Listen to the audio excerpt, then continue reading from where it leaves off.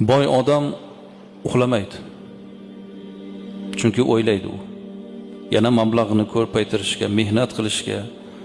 Boy odamda tavakkal katta bo'ladi. Tavakkal bilan ish qiladi. Alloh beradi.